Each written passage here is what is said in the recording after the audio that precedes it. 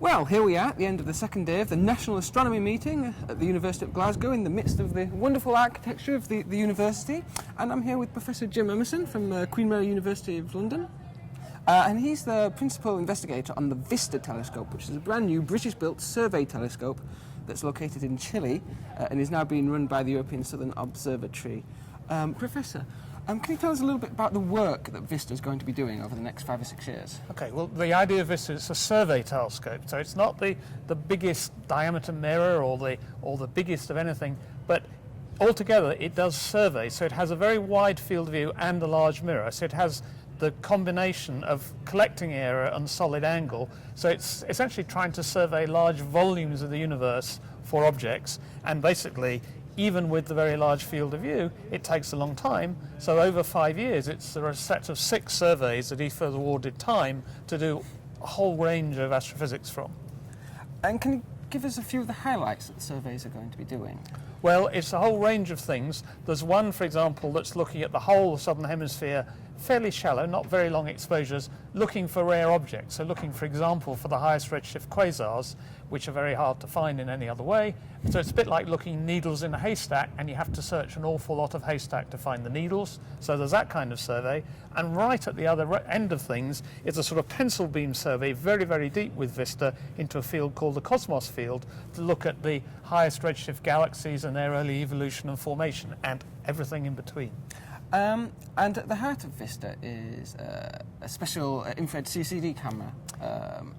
Yep. Can you tell us a little bit more about that? Okay, well, to get a wide field of view is very difficult, because it's very difficult to get good images off axis. That's why it costs you a lot of money to buy a wide angle lens for your camera, and it costs a lot of money to build VISTA. The camera weighs 3 tons and is 3 meters long, and is cooled to liquid nitrogen temperature, and is cold inside, and is, well, I can't go into all the design here without diagrams and things, but basically it's fed by a special mirror, which is the most highly curved large mirror there is, and the whole thing together manages to produce very good images over a large field of view by a sort of novel combination of various techniques of the shape of the mirror, the way that you reject the background infrared radiation, because I should have mentioned VISTA works in the infrared, in the near infrared region of the spectrum, and you have to reject the background from the sky and the surroundings.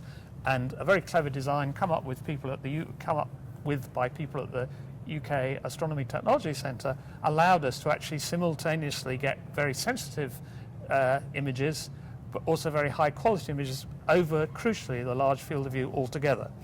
And it was a difficult task, and it's an innovative design. Nobody's actually done it before. There were various things in this that could have gone wrong because nobody had ever done them before, and they all went right, and it works beautifully. And the ATC did very well. One of the notable things about VISTA is that it's entirely British-built, British-led design. Can you tell us a little bit about the process of that, how it got started, where you got Okay, well, how it got started was quite interesting. It was in about 1998. There was a call for the thing called the Joint Infrastructure Fund, which was to refurbish the infrastructure of UK university science laboratories. And as astronomers, we wanted to have a survey telescope, in fact, anyway, and we were looking for a source of funding. And then we realized that this was, in fact, infrastructure. A survey is infrastructure. And so we managed to get initially £24 million of funding out of that to a group of 18 universities. Various things happened in between. We selected the site to be at the European Southern Observatory. Then eventually relationships with ESO went very well, and we ended up giving the telescope to ESO to run, and it became part of a UK payment in kind when we joined ESO, so we got a discount on joining ESO. So it all worked out very well all round for everybody, I hope. Okay. Some people may have seen the wonderful, and I mean that really wonderful pictures of the nebulae in Orion that VISTA took just recently. Can you give us some idea of some of the highlights that will be coming up in the next couple of years in terms of, are there going to be any more images like that of other nebulae? There's another image of a nebula coming out next week or in the next week or so. Perhaps I better not tell you which one it is, because ESO might not like me, but there's one coming out next week. I meant to look at the press release when I finish talking to you and comment on it. There are several. Essentially what happened, I spent I don't know, 8-10 nights on the telescope taking publicity images.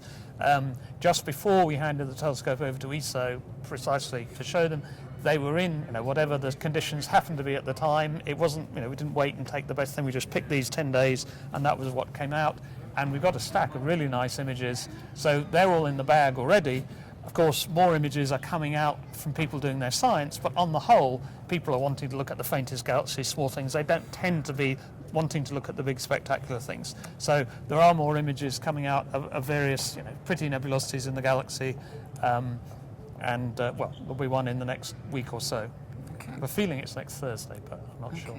Excellent. Well, it goes without saying to stay tuned to astronomynow.com to see that picture when it is released. And that's all from here in Glasgow. We've had a fun day of VISTA, Herschel, comets, galaxies, planets. There's a lot more to come for the rest of the week, so stay tuned.